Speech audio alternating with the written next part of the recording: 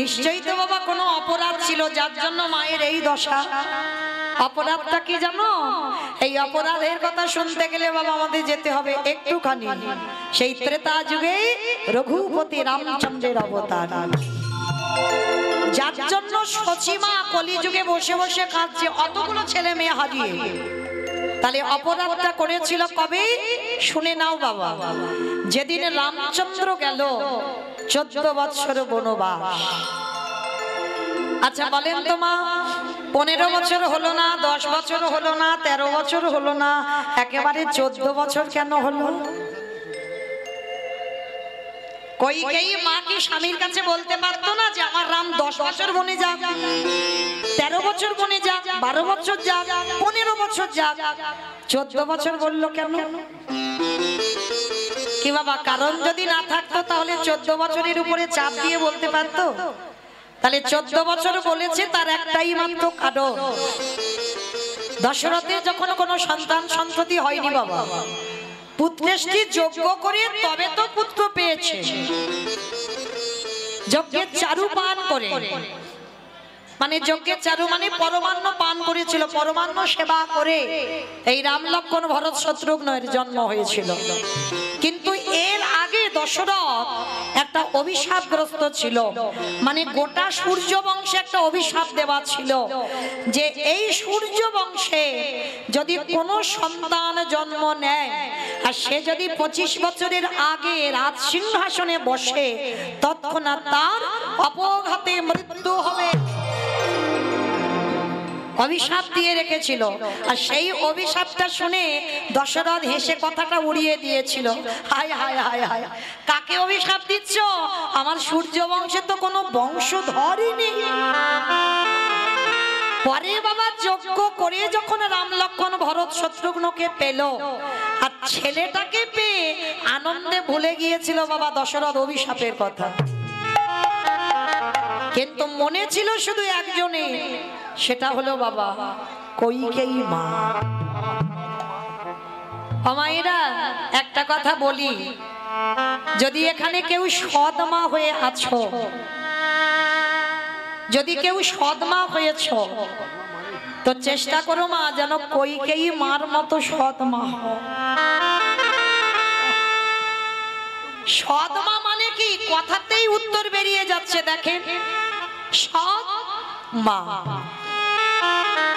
হৃদয় তার পবিত্র হবে, হৃদয় তার সৎ হবে।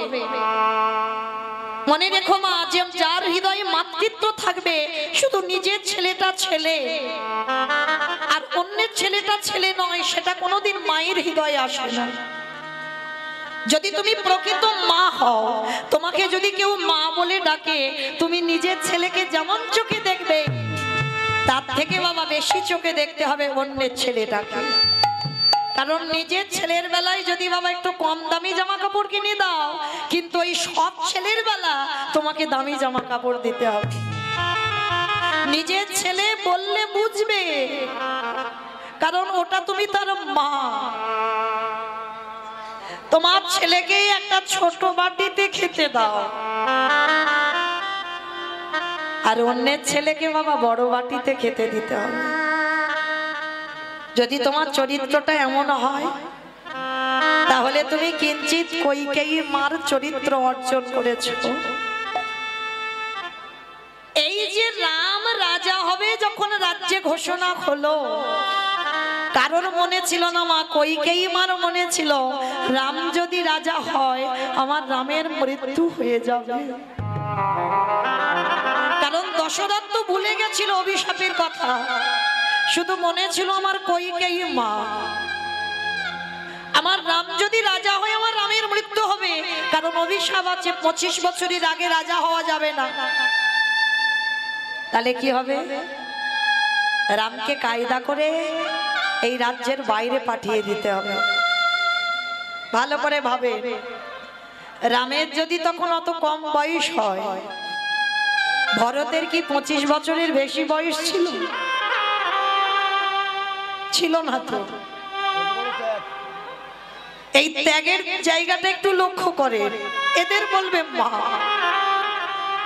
মরণ যদি হয় আমার ভরতের হোক, মরতে যদি হয় আমার ভরত মরু, কিন্তু আমার রাম যেন ভালো থাকে। এত বড় কথা কইকেই মা কাউকে বলতে পারেনি, কিন্তু আমার রাম জানতো। ওই বনবাসে যাওয়ার আগে রাতের অন্ধকারে কইকেই মাকে গিয়ে বলেছিল, মা আমি যদি বনবাসে না যাই, আমার জন্য কত যোগী মুনি ঋষিরা যুগ যুগ ধরে তপস্যা করছে, আমাকে পাবার জন্য কঠোর পরিশ্রম করছে, কবে রামের চরণ পাবো। আর আমি যদি অযোধ্যায় রাজ সিংহাসনে বসি, তাহলে তো আমি এদেরকে উদ্ধার করতে পারবো। তাই কৃপা করে তুমি একমাত্র আমার সেই মা, যে কথাটা কাউকে তুমি না বলে তুমি আমাকে বনবাসে পাঠাবে। আর কইকেয়ী মা এই কথাটা গোপনে রেখে রামকে বনে দিল, ভরতকে 14 বছরের ভরতকে বনবাসে দিয়ে, হরি বল, রামকে বনবাসে দিয়ে ভরতকে রাজ সিংহাসনে বসালো। আর যেদিন আমার রাম ফিরেছিল বাবা অযোধ্যায়, অযোধ্যায় তো সাজো সাজো রব। যেদিনটা বাবা আমরা কালী পূজার দিন, দিওয়ালি, ওই দিন রামচন্দ্র ফিরেছিল বনবাস থেকে, যার জন্য বাবা ঘরে ঘরে মোমবাতি জ্বালা হয়, ঘরে ঘরে প্রদীপ জ্বালানো হয়। কেন? অযোধ্যা থেকে রাম চলে গিয়েছিল, সেদিন থেকে অন্ধকার নেমে এসেছিল। আর যেদিন রাম আসবে, সারা অযোধ্যা চারিদিকে বাবা ওই প্রদীপ মোমবাতি চারিদিকে আলোয় আলোকিত হয়েছিল, সোনার মতো ঝলমল করছিল। আজকে রাম ফিরে এসে দরজায় দাঁড়িয়েছে, দরজায় দাঁড়িয়ে শুধু একটাই কথা ডাক দিয়েছিল, মা মা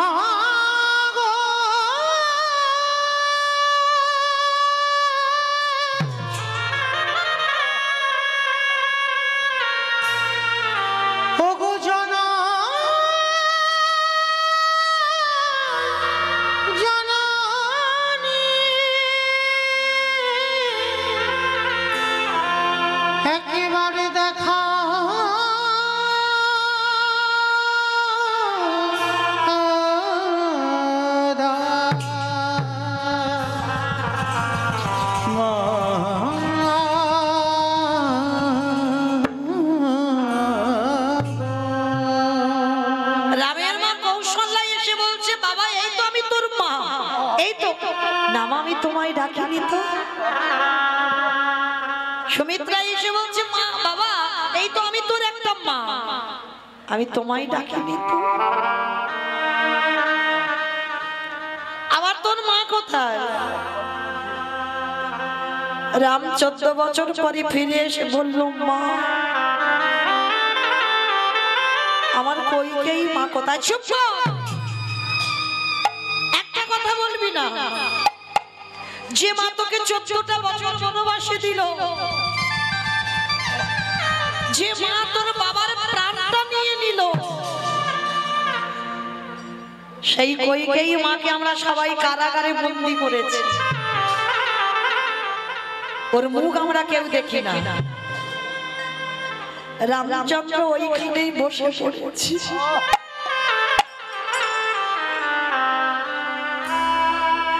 এটা কি করেছে তোমরা?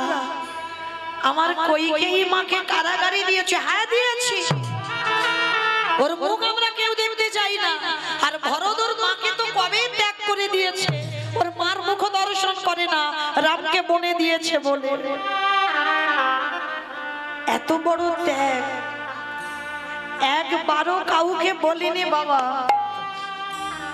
আমি রামের মঙ্গলের জন্য রামকে বনে পাঠিয়েছি, একবারও কাউকে বলিনি। কইকেয়ী মা কেঁদে কেঁদে অন্ধ, কইকেয়ী মা শেষ পরিণতি দেখে। কেঁদে কেঁদে অন্ধ, চোখে দেখতে পায় না, রামের জন্য কেঁদে।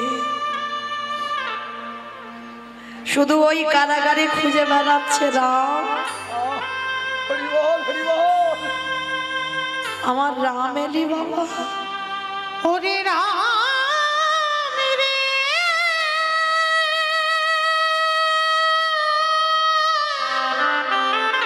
কতদিন আর কাঁদবো বলবো, কতদিন তোরে আশা পথে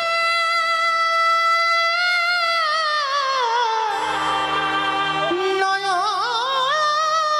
দিয়ে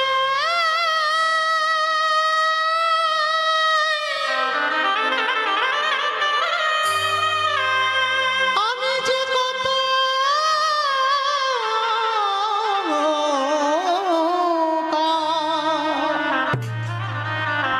আমি যে কত কাটিয়ে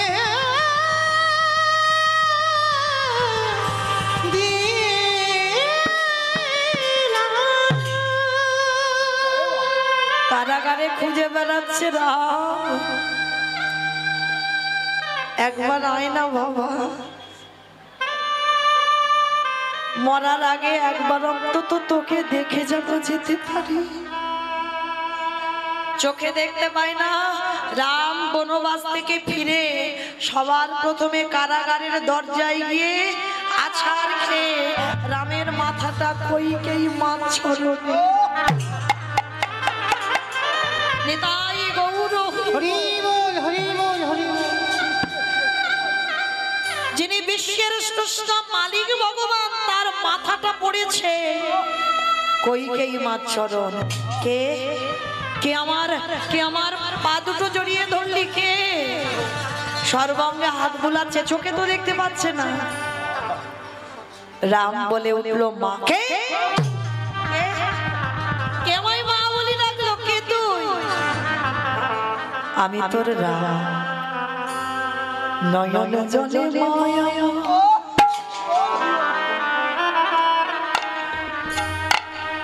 ওই না রামকে হৃদয়ে ধরে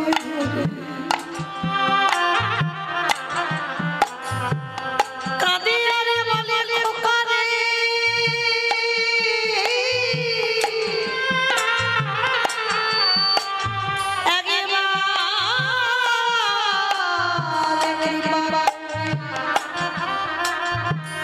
একবার করুণা করে তুই একবার আমার দৃষ্টি শক্তি ফিরাই।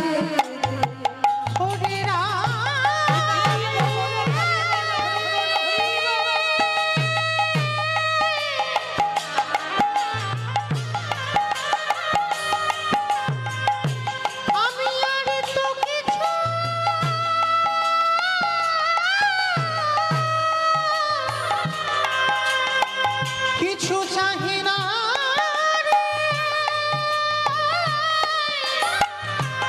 একেবারে কৃপা করে করুণা করে আমার দৃষ্টি শক্তি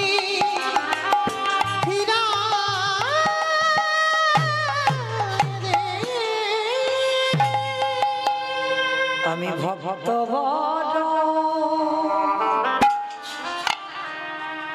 ও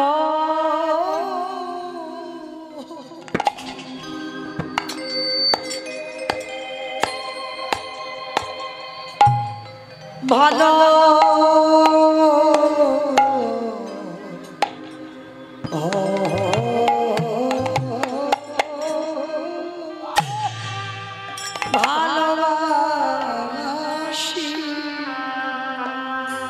আমি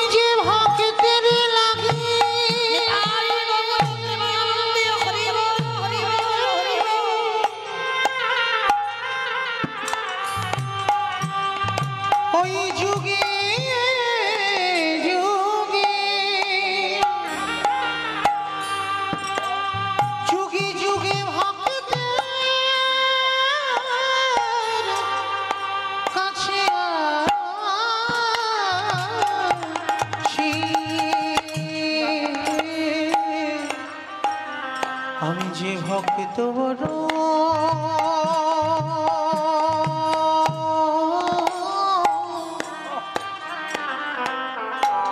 ভালো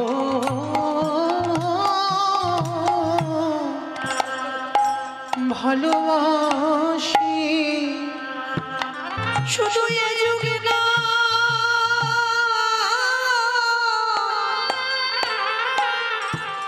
প্রতি যুগে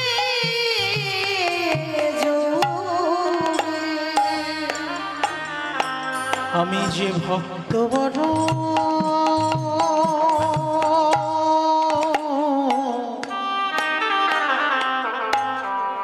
বড় ভালো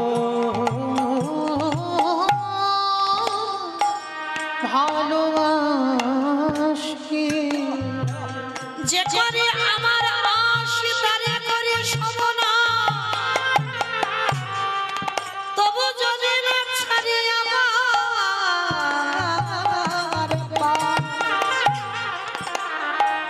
তারে পরে হয়ে যাই আমি তার দাসে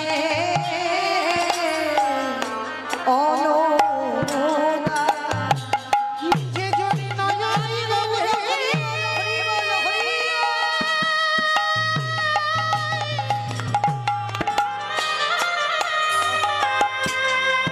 একেবারে কৃষ্ণ তোমার হলাম বলে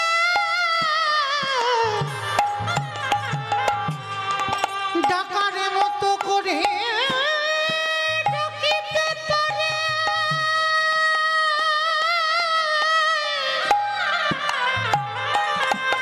আমি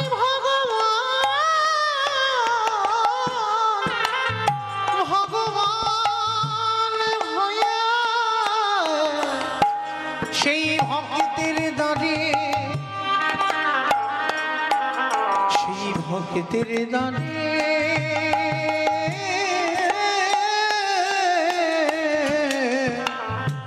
বাধা পড়ি সেই কইকেই মা এত ভালোবাসতো আমার রামকে কিন্তু কৌশল্যামার অভিশাপে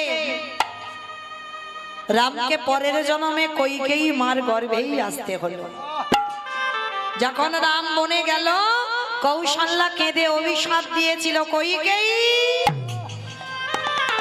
আমি তো 14 বছর কাঁদবো তারপরে রামকে কোলে পাবো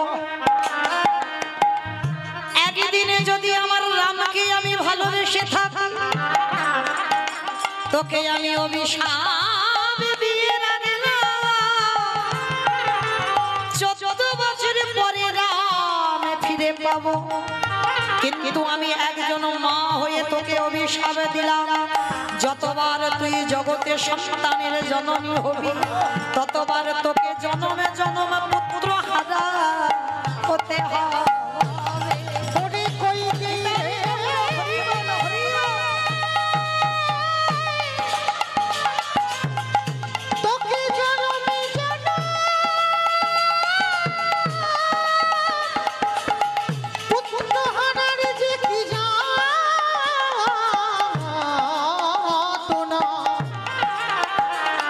তোকে জনমে জন বুঝিতে হবে মনে রাখেন অভিশাপ দিল জনমে জনম তোকে ভোগ করতে হবে সন্তান হারাবার বেদনা সেই কৌশল্যার অভিশাপে কইকেইকে আসতে হলো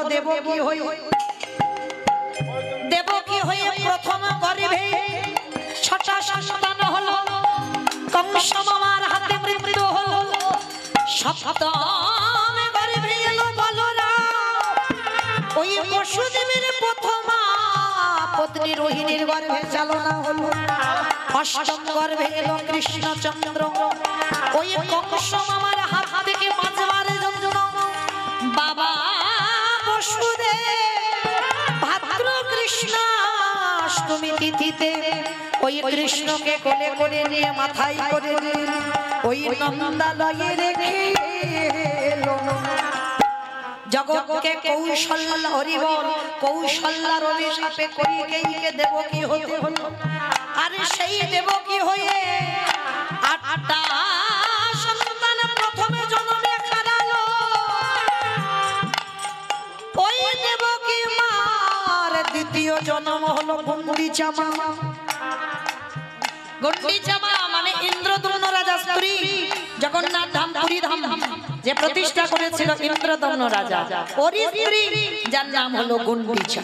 আর ওই গুন্ডিচা একটা নয়, দুটো নয়, তিনটে নয়, 10টা নয়, কটা? 18টা সন্তান হলো। যারা যাবেন দেখবেন 18টা ছেলে মাথার রক্ত দিয়ে 18 নালা হয়ে আছে। জগন্নাথ দেখলে হবে না, জগন্নাথ দেখতে গেলে আগে 18 নালা দেখতে হবে। 18 নালা দেখবার পর ওই যে জগন্নাথ ধামে গিয়ে গরুর ধ্বস্তম্ভ ওইটাকে প্রণাম করতে হবে, তারপরে তোমার জগন্নাথ দেখায় ফল মিলবে। তাহলে গুন্ডিচার 18টা সন্তান হলো, 18টা ছেলের রক্তেতে হলো 18 নালা। ভেবে দেখেন বাবা, হিসাব করে রাখবেন। প্রথম জন্মে 8টা গেল দেবকী, দ্বিতীয় জন্মে গুন্ডিচা হয়ে 18টা সন্তান গেল। সেই গুন্ডিচা আমার তৃতীয় জন্ম হলো নদিয়ার মাটিতে, ওই নীলাম্বর চক্রবর্তীর কন্যা শশী ঠাকুরার। শশী মায়ের প্রথম 8টা কন্যা সন্তান মারা গেল, যেটার কথা আগেই বললাম অদ্বৈত প্রণামী। 8টা মেয়ে মরে গেল। বড় ছেলে বিশ্বরূপ সন্ন্যাসী হলো, ছোট ছেলে নিমাই এলো।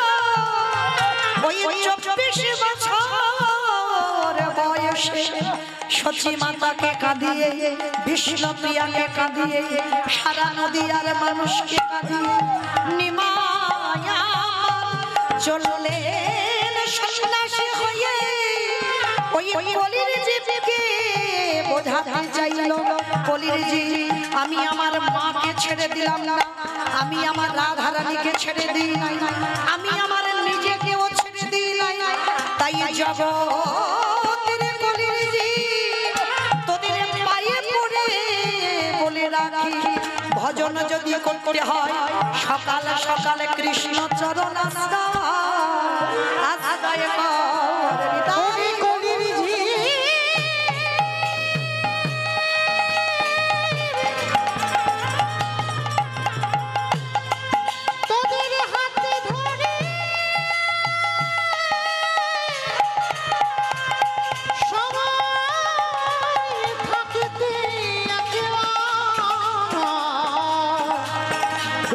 গোবিন্দ চরণে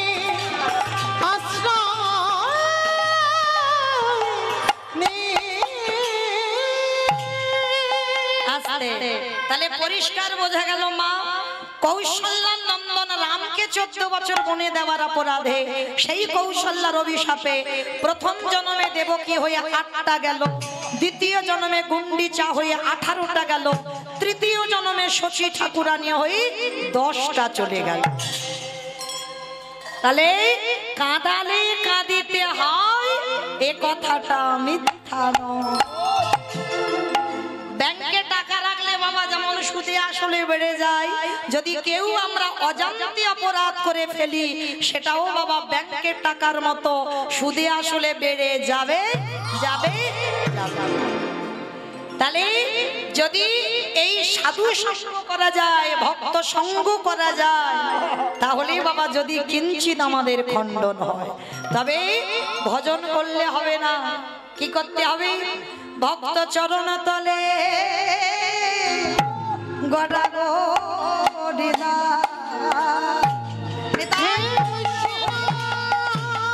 কৃপা কৃপা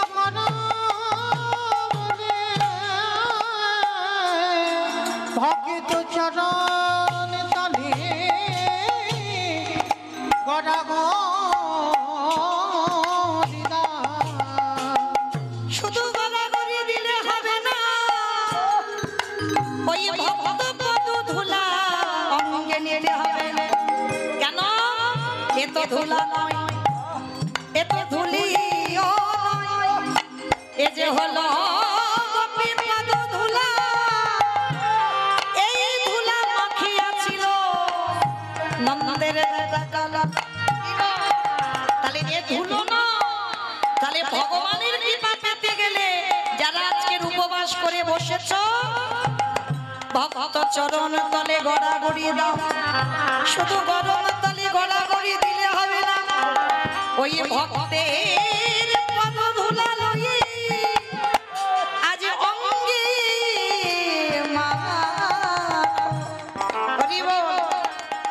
অঙ্গে মাখয়া নয়ন জলে ভাসো হে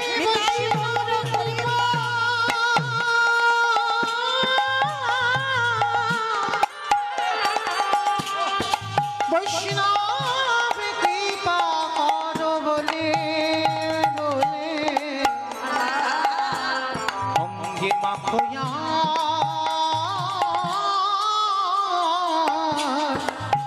নয়নে জলে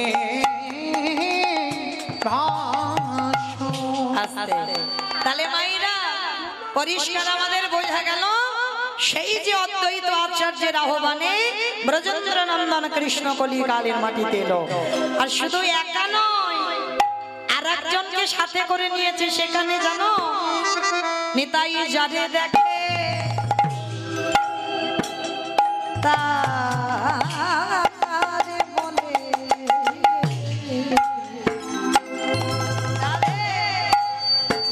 দ্বন্দ্বে তৃণ ধরি ধরি রে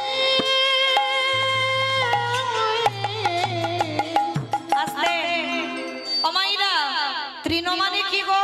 খড় ঘাটাঘাটি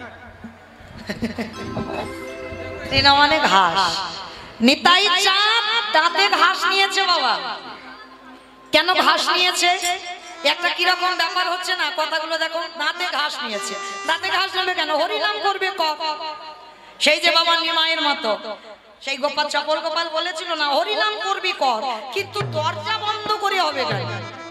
হ্যাঁ, যার জন্য তো ঘোষণা বাবু রাত করে ফেলেছিল না, বলে হরিনাম করবে করুক নিমাই, কিন্তু দরজা বন্ধ করবে কেন? কিন্তু বাবা ভগবানের বিচার আর আমাদের বিচার কি এক হয়? সারা দিনের বেলা কীর্তন হতো ওইটা বহিরঙ্গ ভক্তদের নিয়ে, আর রাত্রিবেলা যে কীর্তনটা হতো বাবা ওটা রস কীর্তন।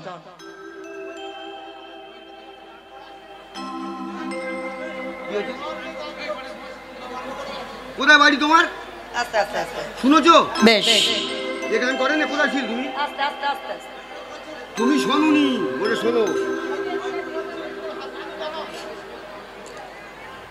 তাই চলেন সেই নিতাই চাঁদ আজকে কি করেছে? নবদ্বীপের অলিতে গলিতে নিতাই যারে দেখে তার পদ ধরে বলে, তোদের ঘরে আমি বাসন মেজে দেব, তোদের ঘরে আমি বাটনা বেটে দেব, তোরা যা বলবি আমি তাই শুনবো। তবে তোদের একটা কাজ করতে হবে। কি কাজ? তোরাই আমারে তোরাই আমারে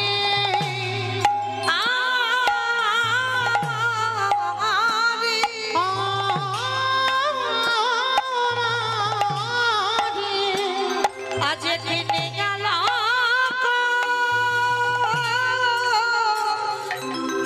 ওই একেবারে বলো গো হরি, তোরাই আমারে কিনিয়ালা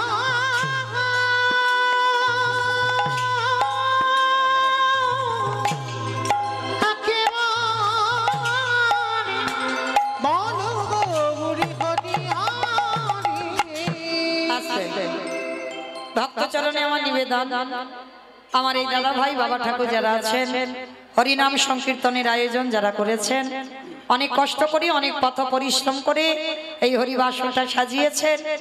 তো আপনাদের কাছে আমার এই দাদা ভাই বাবা ঠাকুররা যাবেন, যার যেমন ক্ষমতা যার যেমন সামর্থ্য আছে আপনারা কৃপা করে ওদের আঁচলে একটু দান করবেন, কারণ এই দান কোনোদিন বিফল যাবে না বাবা।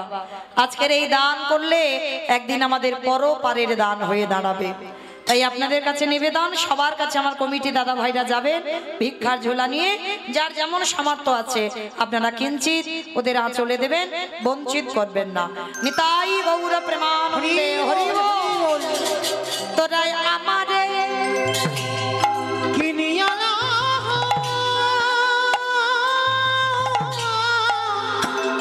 একেবারে বলো গো বুড়ি হরি আস্তে নিতাই চাঁদ হরি নামে ডালাটা নিয়ে এসেছে বাবা। কোথায়? মামা আপনাদের এই জায়গাটার নাম কি জানো?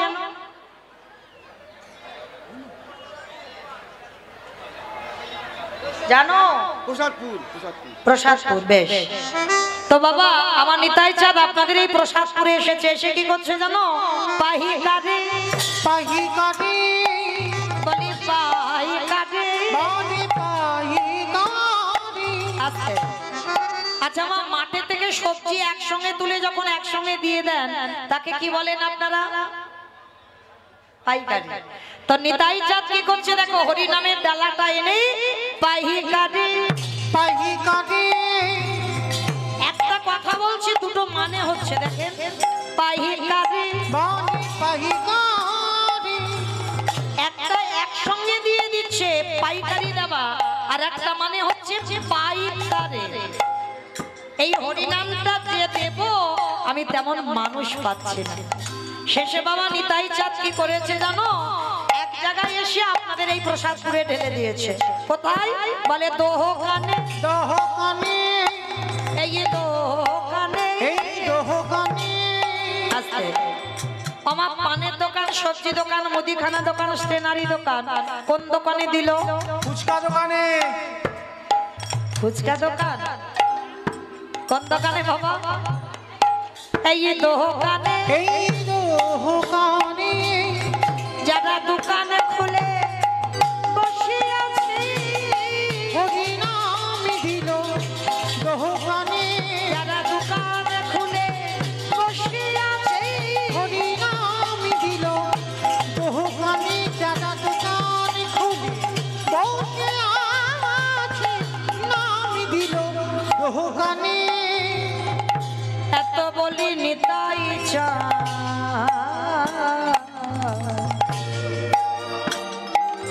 আমাদের ঘুমে গড়ি যা। জাহিরে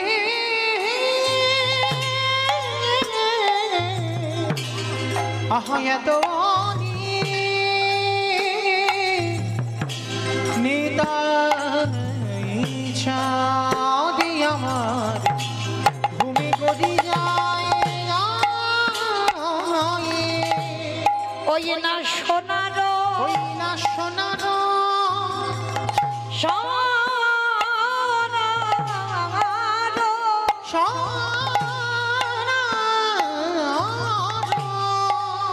পর্বত যেন ওই না ধুলা পেল আহা সোনার পর্বত যেন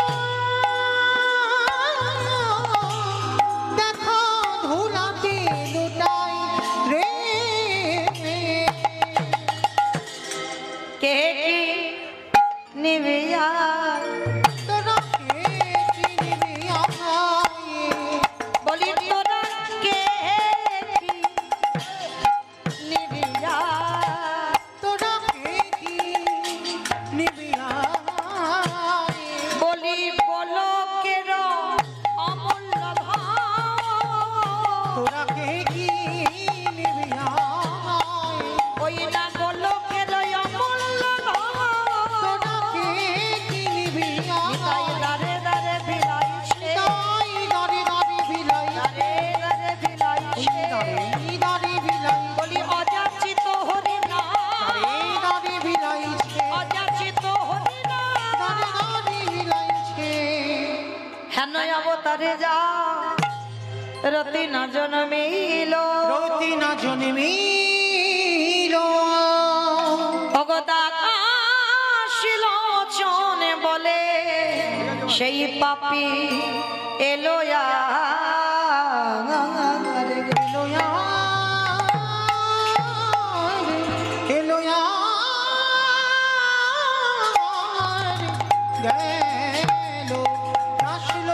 বলে সে এই পাপী এলো গেল রে।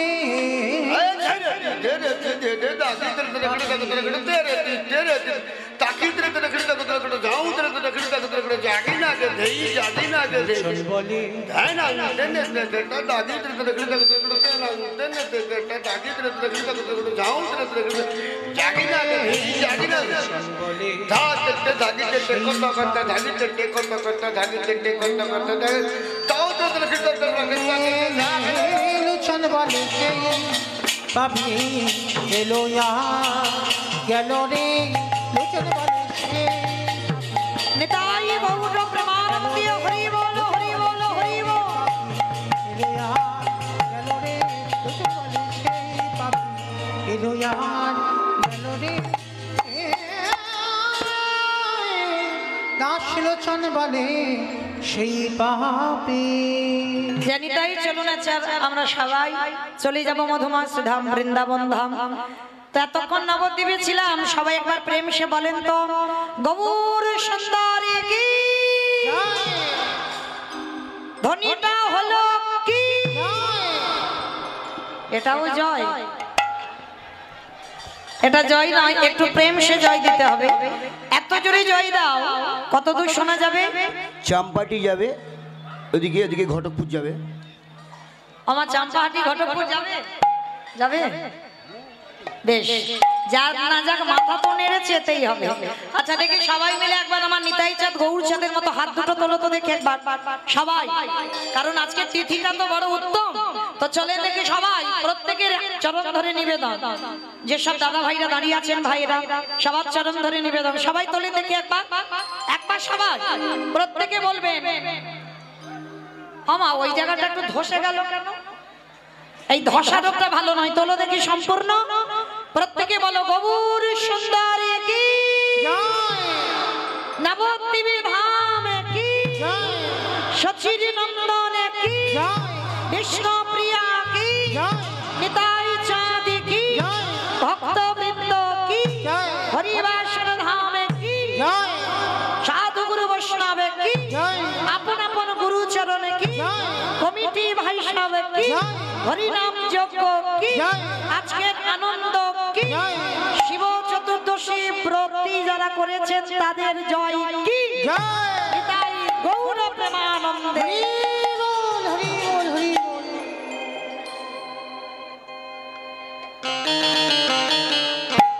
চলুন এবার একটু চলে যাই বাবা, একটা ভজন গাইতে গাইতে বৃন্দাবন। কি মায়ের একটা ভজন হবে তো? ওই দেখে একটু উলুন ধ্বনি দাও। বেশ, সুরধ্বনির কিনারায় সোনার নুপুরে দিয়া পায়ে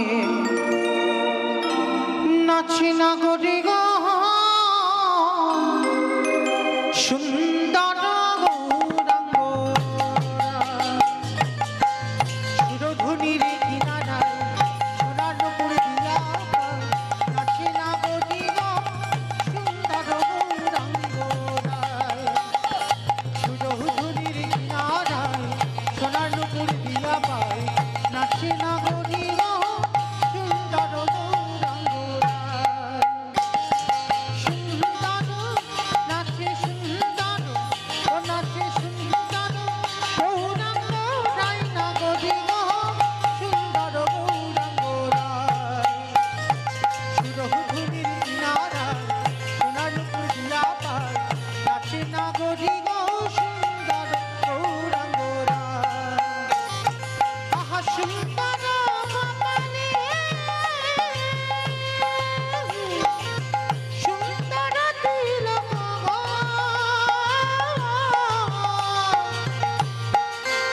আস্তে অমাইরা, আমি আর আমার সম্প্রদায় যাব, আর কেউ যাব না?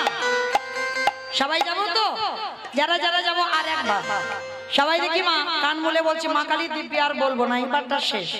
সবাই দেখি একবার হাত দুটো একবার সবাই দেখি তোলেন দেখি, প্রত্যেকে একসঙ্গে, কেমন? প্রত্যেকে একটুখানির জন্য একসঙ্গে তালে তালে করো তালি, কেমন? আহা সুন্দর কপালে সুন্দর তিলক গো। আহা সুন্দর কপালে সুন্দর তিলক